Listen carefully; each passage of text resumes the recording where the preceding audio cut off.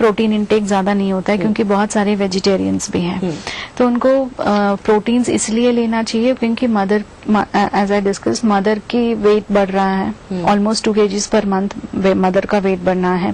Baby का wait भी लगभग 3 kgs वेट मिनिमम होना चाहिए। तो इन सब के लिए सेल ग्रोथ होता है। सेल ग्रोथ तभी होगा जब प्रोटीन इंटेक एडिक्वेट होगा। तो प्रोटीन आपको मिलेगा, आप मेन सोर्स इंडियन डाइट में है मिल्क, कर्ड, दाल, दही, मिल्क, दही, दूध, दही और दाल। ठीक है। दालें आप रेगुलर सिंपल स्प्लिट दाल लेंगे या तूर या अरहर दाल लेंगे, या फिर राजमा है, छोले हैं, मूंग है, इन सब में से भी आपको सफिशिएंट अमाउंट प्रोटीन लेना है। ठीक है, आगे इसको बढ़ाएंगे मैम। एक और कॉल। गुड इवनिंग, आदाब डॉक्टर। हेलो हेलो, कौन बात कर रही है? मुस्कान, कहाँ से? श्रीनगर। मुस्कान, क्या पूछना है? हमें मुझे पूछना था कि मेरी जो मासी है उसकी 5-6 अबॉर्शंस हो गई थी। अब मुस्कान, वापस से हमें कॉल करें। टीवी की आवाज आपने म्यूट नहीं किए हैं, ठीक है? मुस्कान, वापस हो सके तो हमें कॉल करें और डाइट के बारे में आज हम आपसे बातचीत करें। किस तरह की ग़िज़ा आपको खाना है, किन चीजों का सख्ती से आपको परहेज करना है, कितनी क्वांटिटी में आपको लेना है, और खास तौर पर बड़ी ज्यादा सी तलब, जैसे मैम हमने बोला, इस फेज में होती है, तो किन चीजों को हम सेटिस्फाई कर सकते हैं उस टाइम पर भी। इस पर हम बातचीत करेंगे। ब्रेक के उस पर छोटा सा वक्फे पे जाने का वक्त हो चुका है। प्रोग्राम आदाब डॉक्टर में हमारे साथ आप शामिल हैं। डाइट प्लान इन प्रेगनेंसी पर हमारी बातचीत हो रही है।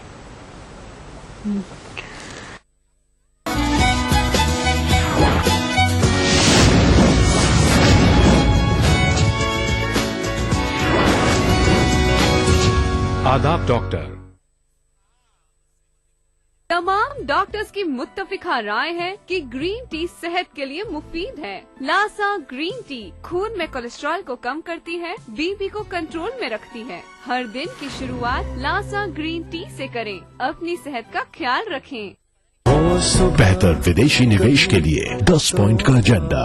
निवेश को किस तरह से री एनर्जाइज किया जाए। इन्वेस्टर और इंडस्ट्रियलिस्ट को हमें इन्हें वेलकम करना है। चादर में पैर उतना फैलाइए जितना चादर समाए। इस तरह बेलगाम खर्चे से आपका ग्रोथ रुकता है। बहुत जल्दी इसका ट्रैक्शन दिख सकता है। यहाँ पे निवेश को रीस्टार्ट करना है तो आपको फिस्कल डेफिसिट को कम करना ही पड़ेगा। अपनी स्मॉल स्केल इंडस्ट्रीज, उनको रिवाइव करना चाहिए। निवेश जरूरी है। सरकार को सरकार की तरफ से नहीं देखना चाहिए, जनता की तरफ से देखना चाहिए। प्रधानमंत्री का एक शब्द है प्रधान, वो ना भूलें। जानिए कैसे बदलेगा Bharat. Change India, an agenda for the next prime minister. इन वक्त पर ईटीवी उर्दू पर।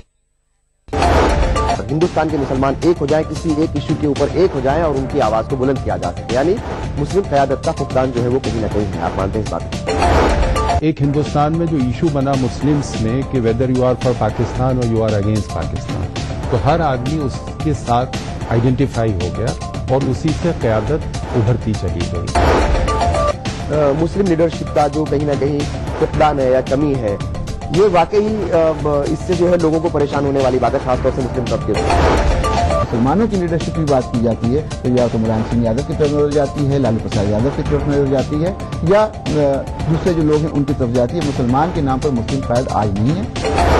न सिर्फ मुस्लिम तबके में बल्कि दूसरे जो बिरादरियां हैं उनमें भी, या फिर जो दूसरे लोग हैं उनमें भी जो है कोई कायद नहीं है। जो लोग सियासी पार्टियों में मौजूद हैं वो सिर्फ अपने बॉसेस को खुश करने की बात करते हैं। हिंदुस्तान में मुस्लिम क़यादत का फुकदान। देखिए प्रोग्राम हमारे मसाइल, जुमे की रात 8 बजे और इतवार दोपहर 2:30 बजे, सिर्फ ईटीवी उर्दू पर। मुल्क जहां खुसरो चे खुसरो। हजरत अमीर खुसरो को खिराज अकीदत। हैदराबाद में मुनक्किदा जश्न खुसरो जल्द आ रहा है, सिर्फ ईटीवी उर्दू पर। देखिए ईटीवी उर्दू सभी डीटीएच प्लेटफॉर्म पर। डिश टीवी पर चैनल नंबर 787, एयरटेल पर चैनल नंबर 610, टाटा स्काई पर चैनल नंबर 176, बिग टीवी पर चैनल नंबर 972, वीडियोकॉन पर चैनल नंबर 750। देखिए आपका अपना चैनल और भी बेहतर क्वालिटी में। हिंदुस्तान के मुसलमान एक हो जाए, किसी एक इशू के ऊपर एक हो जाए और उनकी आवाज को बुलंद किया जा सके। यानी मुस्लिम क़यादत का फुकदान जो है वो कहीं ना कहीं है। आप मानते हैं इस बात को? एक हिंदुस्तान में जो इशू बना मुस्लिम्स में कि whether you are for Pakistan और यू आर अगेंस्ट पाकिस्तान, तो हर आदमी उसके साथ आइडेंटिफाई हो गया और उसी से क़यादत उभरती चली गई। मुस्लिम लीडरशिप का जो कहीं ना कहीं फुकदान है या कमी है, ये वाकई इससे जो है लोगों को परेशान होने वाली बात है, खासतौर से मुस्लिम तबके से। मुसलमानों की लीडरशिप की बात की जाती है तो या तो मुलायम सिंह यादव की तरफ नजर जाती है, लालू प्रसाद यादव की तरफ नजर जाती है, या दूसरे जो लोग हैं उनकी तरफ जाती है। मुसलमान के नाम पर मुस्लिम कायद आज नहीं है। न सिर्फ मुस्लिम तबके में बल्कि दूसरे जो बिरादरियां हैं उनमें भी, या फिर जो दूसरे लोग हैं उनमें भी जो है कोई कायद नहीं है। जो लोग सियासी पार्टियों में मौजूद हैं वो सिर्फ अपने बॉसेस को खुश करने की बात करते हैं। हिंदुस्तान में मुस्लिम क़यादत का फुकदान। देखिए प्रोग्राम हमारे मसाइल, जुमे की रात 8 बजे और इतवार दोपहर 2:30 बजे, सिर्फ ETV उर्दू पर।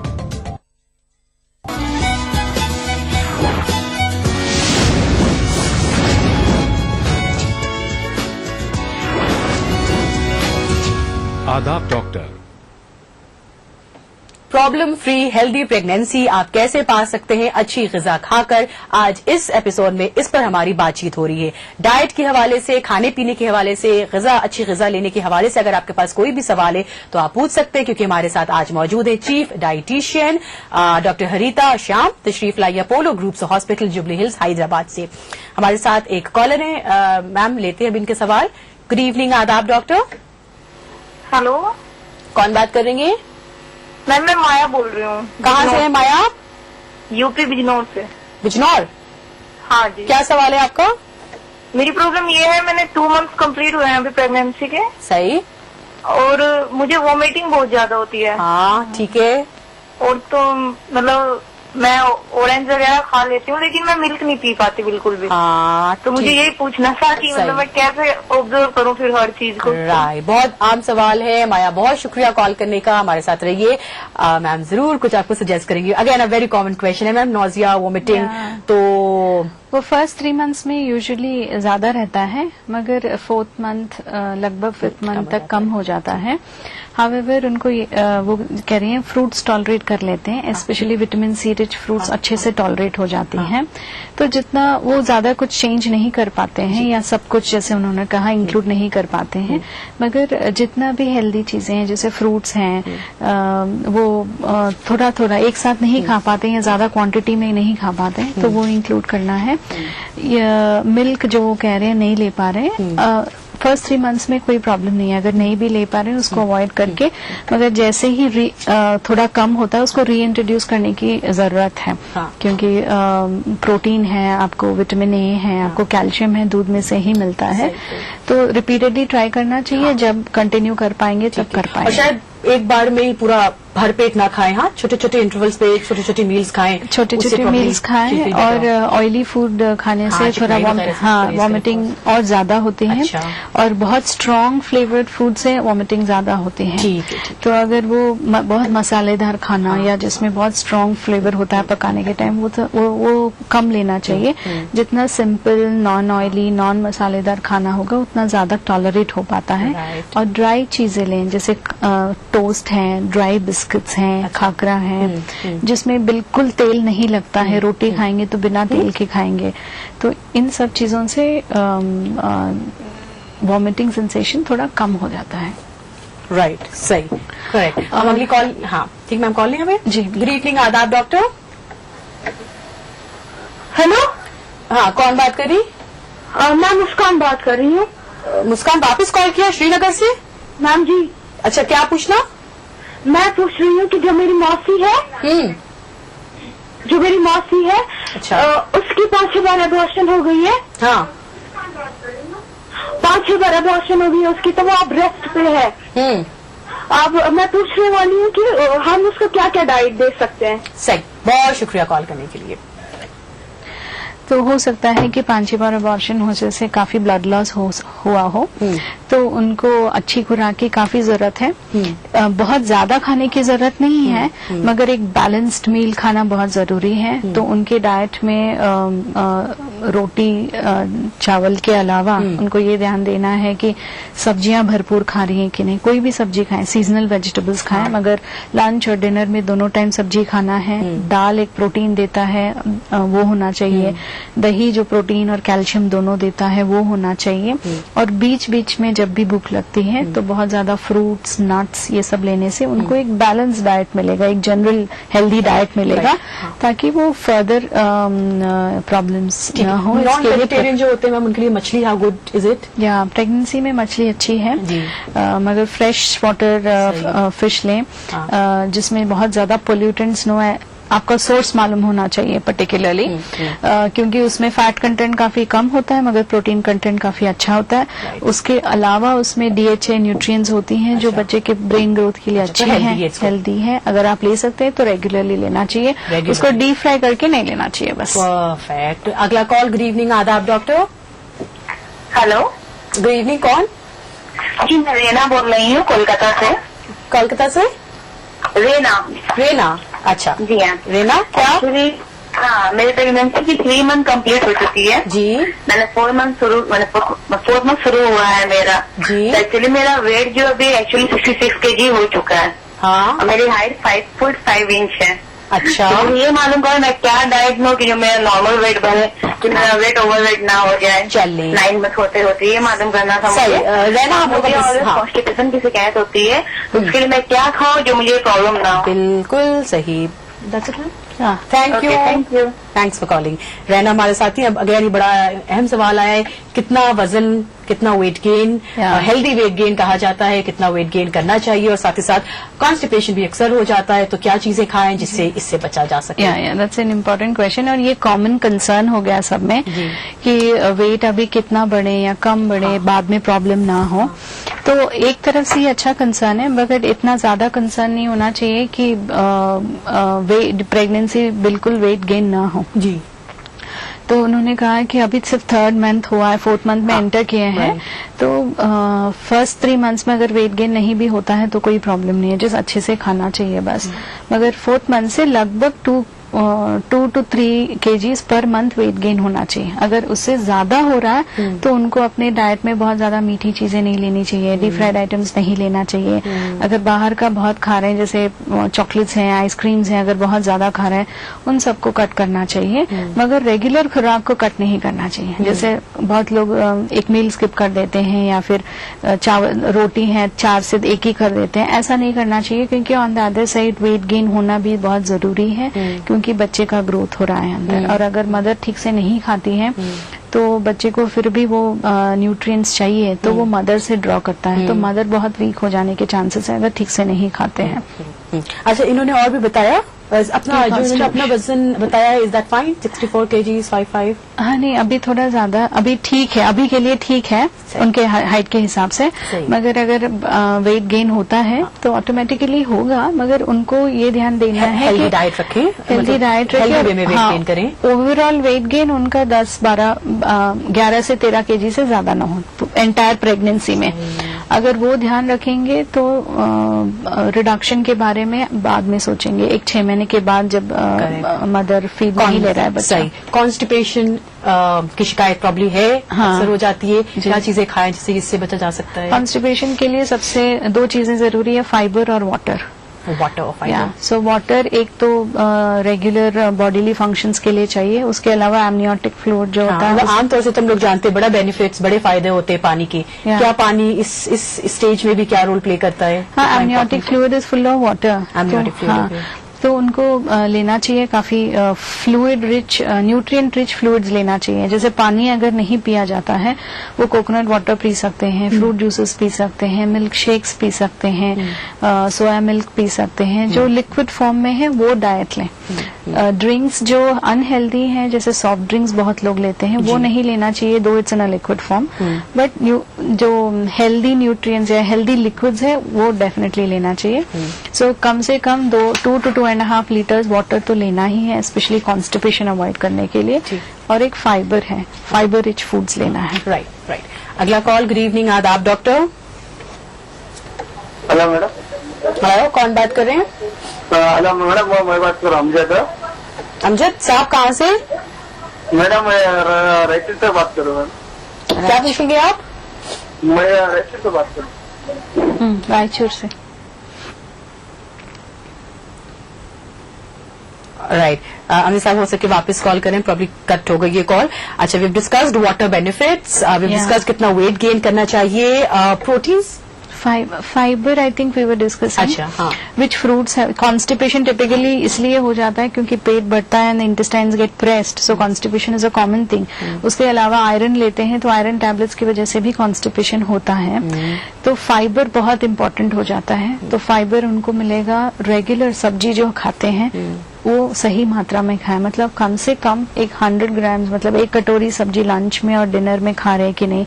थोड़ा बहुत कच्चा सब्जी, कैरेट हो, खीरा हो, बीटरूट हो, पर्टिकुलरली हेल्पफुल है, ये खा रहे हैं कि नहीं।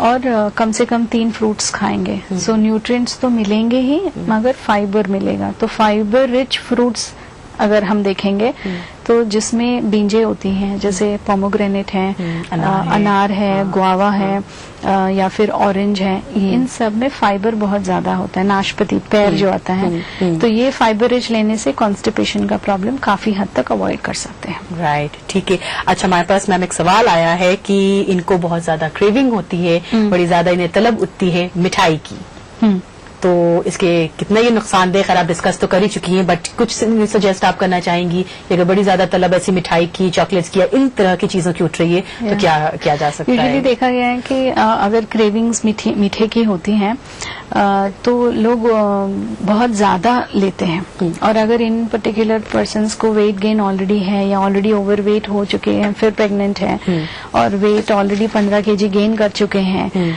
तो इनको ध्यान देना चाहिए कि क्रेविंग्स को सेटिस्फाई करना तो जरूरी है, मगर स्मॉल क्वांटिटीज में सेटिस्फाई करें। अगर चॉकलेट खाने का मन कर रहा है तो 1-2 टुकड़ा खा के you are able to satisfy them. Like some people they have a craving, ice cream खाना चाहते हैं तो बहुत ज्यादा खाते हैं, दिन में 4-5 खाते हैं। तो इस तरह अनकंट्रोल ईटिंग से बहुत ज्यादा वेट गेन होता है। So you have large babies, fat content ज्यादा होता है बेबीज में भी। डाइट इसलिए इम्पोर्टेंट है क्योंकि वो एक फाउंडेशन हो जाता है बेबी के लिए, फ्यूचर डिसऑर्डर्स के लिए। तो अगर बेबी पहले से ही फैट ज्यादा लेके पैदा होते हैं तो बाद में उनको होने के chances, disease pattern, specially lifestyle related disease होने के ज्यादा चांसेस होते हैं। जी जी, राइट। आज के इस एपिसोड में diet for a healthy pregnancy पर हमारी बातचीत हो रही है। चीफ डाइटिशियन हमारे साथ मौजूद हैं, डॉक्टर हरिता। प्रोग्राम में आप कॉल कर सकते हैं अगर आप इस डिस्कशन का हिस्सा बनना चाहते हैं या आपके पास कोई भी सवाल है इस मौजू के हवाले से। 040233133380 या फिर 040233133820 हमारे नंबर्स हैं। छोटा सा वक्फा, फौरन हाजिर होते हैं।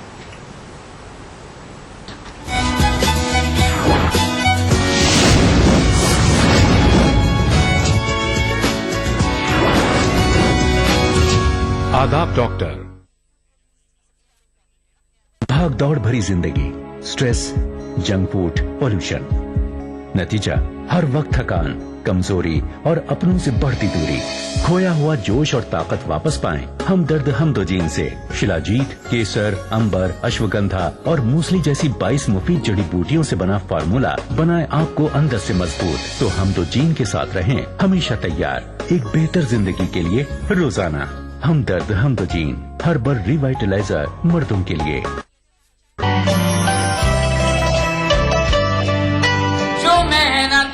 मशक्क़तों से हल न हो सके कभी, हल न हो सके कभी, वो सारे काम माँ की एक दुआ से हो के रह गए। वाह वाह वाह। आग अपना पराया नहीं देखती, घर किसी का जलाने की जिद छोड़ दे।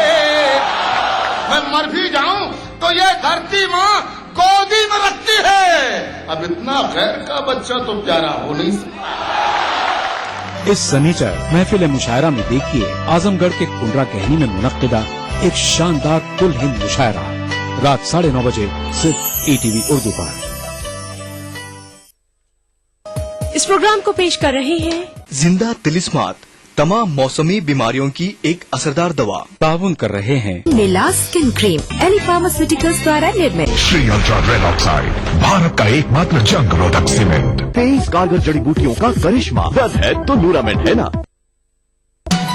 दक्कन की हर छोटी बड़ी सरगर्मी पर हमारी नजर, लेकिन आप तक पहुंचाते हैं सिर्फ वो खबर जो करे आपको बेदार। सियासत के गलियारों से रोजमर्रा की जिंदगी, दक्कन के गोशे गोशे से आप तक खबरें पहुंचाता दक्कन नामा, रोजाना शाम 6:30 बजे।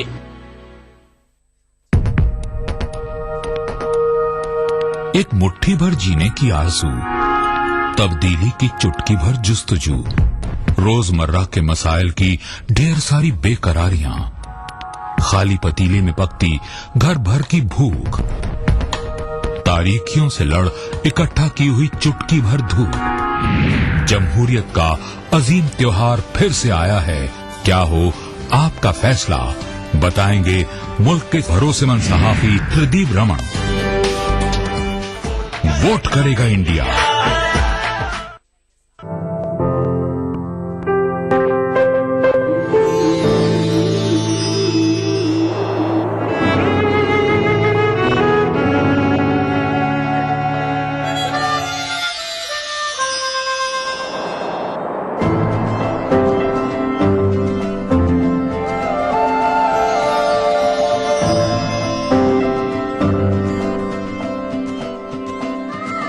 नए एहसासों से जुड़े नए रिश्ते बिखेरेंगे रंग। जिंदगी लाइव सीजन 5 इतवार दोपहर 12 बजे और शनिवार दोपहर 12:30 बजे।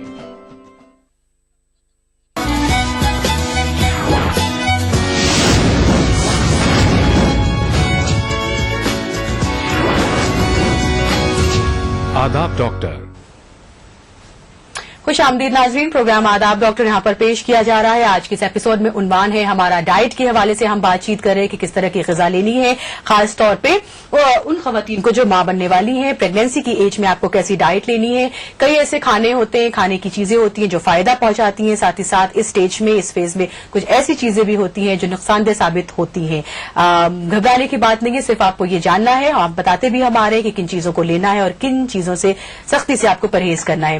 प्रोग्राम में हमारे साथ एक कॉलर आ चुके हैं। गुड इवनिंग, आदाब डॉक्टर। हेलो। कौन? मैं आसमा कुरैशी बोल रही हूँ। अच्छा, कहाँ से?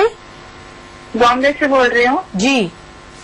मैं 8 साल के बाद में प्रेग्नेंट हूँ। मेरा पेट दिखता ही नहीं, 8वां महीना चालू है। तो बच्चे क्या वेट बढ़ने के लिए क्या क्या प्रॉपर डाइट खाना चाहिए? कितना वजन बढ़ा है आपका? मेरा 5-6 किलो बढ़ा है अभी तक। अच्छा, 8वां महीना चल रहा है? हाँ। अच्छा, ठीक है मिसेस कुरैशी, बहुत शुक्रिया कॉल करने के लिए। हाँ, तो नॉर्मली ये देखा जाता है कि थोड़ा और वेट गेन ये हो जाएंगे क्योंकि 8वां महीना है और 1 महीना होगा तो 2 या 3 kg भी बढ़ा सकते हैं। तो मिनिमम अगर आप 7-8 kg भी वो बढ़ जाता है उनका, तो वेट गेन अच्छे से हो जाता है। तो डॉक्टर आपको अल्ट्रासाउंड में क्लियरली बता देंगे कि बच्चे का वेट कितना होता है। तो मिनिमम एवरेज इंडियन वेट है 2.5 to 3 kgs। अगर इतना बच्चे का वेट है तो काफी अच्छा हेल्दी वेट है। फिर भी आपको कोशिश करना चाहिए कि आप हर 2-3 घंटे में कुछ खाएं, क्योंकि इस टाइम पे लास्ट मंथ में मैक्सिमम वेट गेन होता है और बेबी का भी maximum weight gain last month में होता है। तो सुबह जल्दी स्टार्ट करें, एक हैवी ब्रेकफास्ट लें, एक 2-3 घंटे का गैप दें, फिर एक मिनी ब्रेकफास्ट की तरह या फिर कोई भी स्नैक लें। आई थिंक थोड़ा सा इनके लिए मिसेस कुरैशी के लिए और आसान होगा मैम, अगर थोड़ा दिन को और आप अगर प्रिसाइसली बताएं। नाश्ता या नाश्ते में जो रेगुलर बॉम्बे से हैं वो बोल रहे हैं, जो तो अगर वो रोटी सब्जी खाते हैं या फिर पोहा खाते हैं या फिर ब्रेड ऑमलेट खाते हैं, अगर 8-9 बजे तक खा लेंगे तो और 2 घंटे के बाद तो 11-11:30 बजे तक कुछ स्नैक रिपीट करें, चाहे वो ओट्स ले लें या कॉर्नफ्लेक्स ले लें या फिर थोड़ा सा खीर भी खाएं और एक फ्रूट भी खाएं। उसके अलावा उसके बाद 1 बजे तक फिर लंच कर लेना चाहिए। और लंच के और डिनर के बीच में ऑलमोस्ट 7-8 आवर्स का गैप होता है। इस बीच में भी 2-2 घंटे में एक बार गैप ना दे। फ्रूट लें एक बार, अगर अंडा ले सकते हैं तो दिन में 1 अंडा कंफर्टेबली ले सकते हैं। इवनिंग एक प्रोटीन रिच स्नैक, जैसे वो लोग वुसल खाते हैं बॉम्बे में, या फिर नॉनवेज खाते हैं तो सैंडविचेस, एग सैंडविचेस या पनीर सैंडविच या पनीर और रोटी ये खा सकते हैं। एंड देन डिनर लेके दूध पीना है रात को बेड टाइम। अगर कोई प्रोटीन सप्लीमेंट लेना चाहे, मार्केट में काफी प्रोटीन सप्लीमेंट्स अवेलेबल हैं, वो भी आप ऐड करेंगे तो एटलीस्ट लास्ट 1 मंथ में 2 to 3 kgs वेट गेन भी अगर हो जाता है तो दैट्स क्वाइट सेटिस्फैक्टरी। सही। अगली कॉल। गुड इवनिंग, आदाब डॉक्टर। हेलो, कौन बात करेंगे? हाँ मैम, मैं बुरहानपुर से सारा बात करती हूँ। ओके सारा, क्या पूछना है? हाँ मैम, मेरा फर्स्ट मंथ चल रहा है और मुझे वॉमिटिंग की बहुत प्रॉब्लम होती है और मेरा बीपी हाई हो जाता है। तो मैं अपनी डाइट में क्या लूँ जिससे मेरा बीपी कंट्रोल रहे और मुझे एसिडिटी भी होती है। हाँ, अब तक जो सारा मैम बता रही है उस पर आपने गौर किया? कितनी चीजें फॉलो कर रही हैं आप? नहीं मैम, अभी तो मैंने कुछ भी, अभी तक मैं गायनेकोलॉजिस्ट से भी कंसल्ट भी नहीं किया है। मेरा 50 मंथ है। सारा हमारे साथ आप प्रोग्राम में शामिल रहें, बताते चलेंगे आपको किन किन चीजों को कैसे कैसे मिकदार में कितना कितना लेना है। Thank you so much call करने के लिए। इनका भी अगर हो सके आप रिपीट कर दें मैम। वॉमिटिंग की शिकार हैं, ये ब्लड प्रेशर इनका हाई हो जाता है। ब्लड प्रेशर नॉर्मली अगर उनको हाई है तो सॉल्ट इनटेक या सॉल्टी चीजें कम खानी है। तो अचार है, पापड़ है, फरसान है, ये सब चीजें नहीं खाना। सब्जी में नमक बहुत कम, जितना कम हो सके उतना कम डालना है। वॉमिटिंग्स यूजुअली रहती है, उन्होंने अभी तक गायनेकोलॉजिस्ट से बात भी नहीं की है, मगर फर्स्ट 3 मंथ्स में उतना कंसर्न नहीं है। वॉमिटिंग्स कॉमन है, जितना वो ट्राई कर सके, जितना वो ड्राई थिंग्स ले सके, जितना फ्रूट्स या लाइट चीजें जैसे हमने डिस्कस किया, न ऑयली नहीं है, मसाला नहीं, वो लेंगे तो कम होने के चांसेस है वॉमिटिंग। ठीक है, स्मॉल मील्स या एंड स्ट्रॉन्ग फ्लेवर्ड चीजें बिल्कुल नहीं ले। तो इन सब से थोड़ा बहुत रिड्यूस होने, वॉमिटिंग्स रिड्यूस होने के अच्छे चांसेस है। फर्स्ट मंथ है तो उनको फोलिक एसिड पे बहुत ध्यान देना चाहिए और गायनेकोलॉजिस्ट के पास जरूर जाना चाहिए, क्योंकि अभी वो फोलिक एसिड की मेडिसिन दे देते हैं तो उससे in case there is any problem वो नहीं होता है। राइट। एक कॉल। गुड इवनिंग, आदाब doctor. Good evening. Good evening, कौन? मैं बैंगलोर से पिंकी बोल रही हूँ। पिंकी, क्या सवाल है? मेरा ये सवाल है, मेरा 2 साल शादी का हुआ, 2 मिसकैरेज हो गया था। मैंने डॉक्टर को दिखाया, सारा चेकअप करवाया, बट नॉर्मल है रिपोर्ट। हल्का सा थायराइड था, बट थायराइड अभी 2 पॉइंट कुछ है। अच्छा। तो मैं प्लानिंग कर रही हूँ और रोज एक फॉलिक एसिड खा रही हूँ। राइट। तो डॉक्टर से मुझे ये पूछना है कि डॉक्टर का कहना है कि जब तक प्रेगनेंसी प्लान मतलब कर रहे हैं, जब तक प्रेगनेंसी नहीं आ जाए तो आपको फॉलिक एसिड खाना है। अच्छा, सही। ठीक, ये फॉलिक एसिड रोज खाना है और थायराइड है तो मुझे डाइट में क्या लेना चाहिए? राइट। पिंकी, बहुत शुक्रिया कॉल करने के लिए।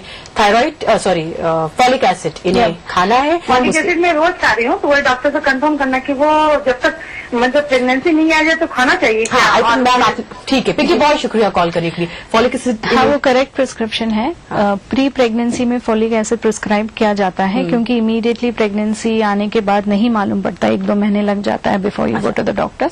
तो उनको कंटिन्यू रखना है, 3rd मंथ तक कंटिन्यू रखना है फॉलिक एसिड इनटेक, क्योंकि वो बहुत छोटी टैबलेट है, वो टैबलेट भी नहीं है जिससे nutrient that they are giving. So उसमें बिल्कुल कोई भी साइड इफेक्ट नहीं रहता है और उनको 100% करेक्ट प्रिस्क्रिप्शन है। उसके अलावा डाइट, उनको एक बैलेंस डाइट लेते हुए आगे बढ़ना है। ठीक है, हम इसी पर डिस्कस करते हुए आ रहे हैं। कैल्शियम रहता है, कैल्शियम का क्या रोल होता है और किन किन चीजों से कैल्शियम हमें मिल सकता है? बच्चे का स्केलेटल स्ट्रक्चर फॉर्म होता है 9 मंथ्स में। अच्छा। तो कैल्शियम का बहुत इंपॉर्टेंट रोल है। जितना अच्छा कैल्शियम इनटेक होगा उतना अच्छा स्केलेटल स्ट्रक्चर फॉर्म होगा है। तो डाइट में आपको बेसिकली इंडियन डाइट में मिल्क एंड मिल्क प्रोडक्ट से, दूध से, दही से, पनीर से, इन सब चीजों में से कैल्शियम आता है और डाइटरी कैल्शियम एब्जॉर्प्शन काफी अच्छा होता है। चाहे आप टैबलेट भी ले रहे हो डाइटरी कैल्शियम का अब्जॉर्प्शन बेटर है, तो डाइटरी सोर्सेज इंक्लूड करना चाहिए। ठीक है। So apart from this you can also include soft cartilage bone. अगर नॉन वेजिटेरियन लेते हैं जो सॉफ्ट बोन रहता है जिसको हम खा सकते हैं, या स्मॉल फिशेज जहाँ पे आप बोन च्यू करके ले सकते हैं, एंड नॉन वेजिटेरियन सूप्स अगर लेते हैं, इन सब में भी कैल्शियम रिच डाइट हो, कैल्शियम अच्छा इनटेक होता है। राइट। ये आप प्रेगनेंसी में कॉन्शियसली मोर फ्रीक्वेंटली ले सकते हैं। ठीक है डॉक्टर हरिता, बहुत बहुत शुक्रिया। निहायत अहम प्रॉब्लम पर बातचीत आपने की, इम्पोर्टेंट टॉपिक पर आपने बातचीत की। बहुत शुक्रिया आपके आने का। Thank you. नाज़रीन, आपको भी बहुत बहुत शुक्रिया हमारे साथ शामिल होने का। इंशाल्लाह फिर एक नए एपिसोड के साथ एक टॉपिक पर बातचीत करते हुए हम फिर आपसे मिलेंगे। तब तक अपना ख्याल रखिए। खुदा हाफिज। हमारा पता है आदाब डॉक्टर। हमारा पता है आदाब doctor, ETV Urdu, Ramoji film city, Hyderabad 501512। हमारा ईमेल एड्रेस है responseurdu@etv.co.in।